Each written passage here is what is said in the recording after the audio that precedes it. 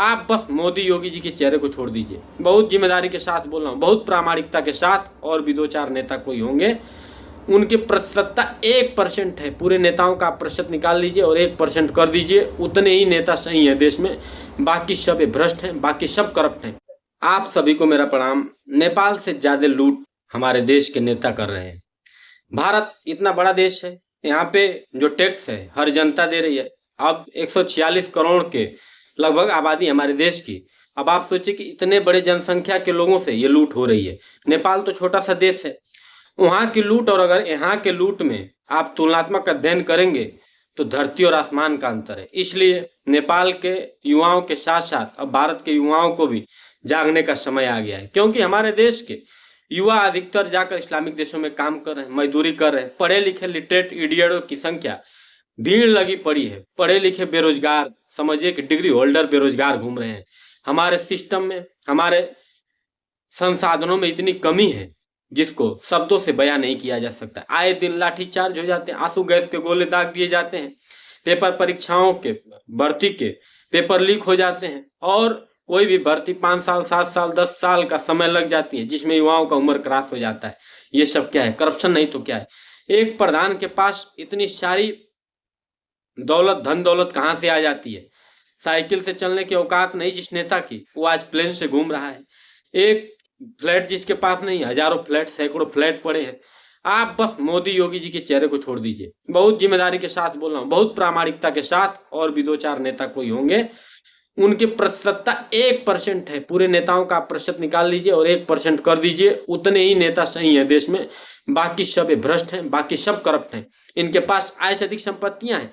नेपाल में जो हिंसा भड़की है, उनसे हमारे देश के नेताओं को जरूर सीखना चाहिए। नहीं तो ऐसा ना हो कि यहाँ के युवा भी किसी दिन उग्र हो जाएं, क्योंकि बार बार लाठीचार्ज हो जाती है, बार बार आंसू गैस के गोले दाग दिए जाते हैं।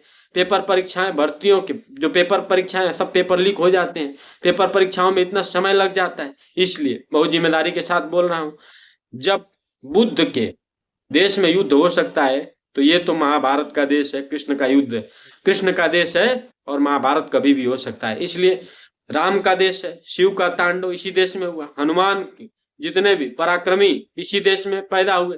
तो ये मत समझिए। इसलिए हम लोग देश के नाम पर भड़का नहीं रहे हैं, हम ये बोल रहे हैं कि हम लोग आंदोलन करेंगे, यहाँ के लोग आंदोलन करेंगे, शांति के साथ क्रांति लाएंगे। हम सरकारी संपत्तियों को, देश के संसाधनों का कोई नुकसान नहीं करेंगे, क्योंकि सारी हमारी संपत्तियां हैं।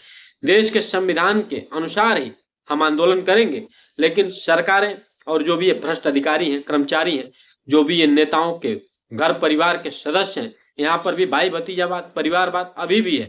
हर नेता के भाई को टिकट दे दिया जाता है, बेटे को टिकट दे दिया जाता है, और उन्हीं की पूछ है शासन प्रशासन में। उन्हीं लोगों के हित मित्र नात रिश्तेदार दोस्त भरे पड़े हैं, तो और लोगों का नंबर कब आएगा? इसलिए नेपाल से जो बहुत ज्यादा लूट है, मैंने बोला धरती और आसमान का अंतर है, वो सीधे हमारे देश में हो रहा है। हमारे देश के नेता भी कम लुटेर नहीं है, कम भ्रष्टाचारी नहीं है। यहाँ तो समझिए कि 100 रुपया में 70 रुपया भ्रष्टाचार की भेंट चढ़ जाता है। कोई ऐसा नेता नहीं है जिसके पास आय से अधिक संपत्ति न हो, सिवाय 1% को छोड़ के मैं बात कर रहा हूँ। 1% नेता को छोड़ दीजिए, सबके पास आय से अधिक संपत्ति है। ये अगर संपत्तियां इन लोगों ने देश के नाम नहीं की, अगर इन लोगों ने भोग विलास अय्यास को ऐसे ही जारी रखा, इन लोगों के सुख संसाधनों में कमी नहीं आई, क्योंकि कोई इनके पिताजी की खेती नहीं है, सब ये जनता का लूटा हुआ पैसा है, सब ये जनता के टैक्स का पैसा है, सब ये जनता के खून पसीने की कमाई का पैसा है, जिससे ये लोग रंगरेलियां मना रहे हैं। इनके बच्चे विदेश पढ़ रहे हैं, इनका हनीमून विदेश बन रहा है, इनका सारा कुछ विदेश ही होता है। समझिए, बस देश में ये लूटते हैं, बाकी जाके विदेश में देते हैं। कमाई इनके पैसे से विदेश करेगा और लुटाई देश से करेंगे ये। इसलिए इनकी भी कुटाई होनी चाहिए। और आज नेपाल के जो युवा किए हैं, मैं मानता हूं कि जो उन लोगों ने सरकारी संपत्तियों को नुकसान पहुंचाया है, आगजनी की है, हिंसाएं की है, पत्थरबाजी की है, सब गलत है। लेकिन कुछ जो इन लोगों ने आंदोलन किए हैं, जो इनके आंदोलन का रूपरेखा है, उसमें कुछ प्रतिशतता सही है। वो आंदोलन बुद्ध के नजरिए से होना चाहिए था, जिसको उन लोगों ने हिंसक बना दिया। ये देश कृष्ण का है, फिर याद दिला रहा हूं, ये देश कृष्ण का है, ये देश राम का है, ये देश महाकाल का है, शिव का है, ये देश वीर बलवान हनुमान का, वीर बजरंगी हनुमान का। इसलिए यहाँ के नेता, यहाँ के शासन प्रशासन, यहाँ के हमारे युवा सब लोग इनको जागृत करने का कार्य करिए, क्योंकि हमारे भी देश में कहीं ना कहीं जो लूट है, जो भ्रष्टाचार है, हर विभागों में दलाली है, हर जगह जनता कोई भी काम कराने जाइएगा आपको घूस देना है, दलाली भ्रष्टाचार हर जगह बैठे हुए हैं चोर लुटेर। इसलिए आज नेताओं सतर्क हो जाओ, सावधान सावधान सावधान। वंदे मातरम, जय हिंद जय भारत। हमारी बातों को अधिक से अधिक शेयर करिए, हमारे चैनल को सब्सक्राइब करिए। जय हिंदुस्तान, जय जय श्री राम।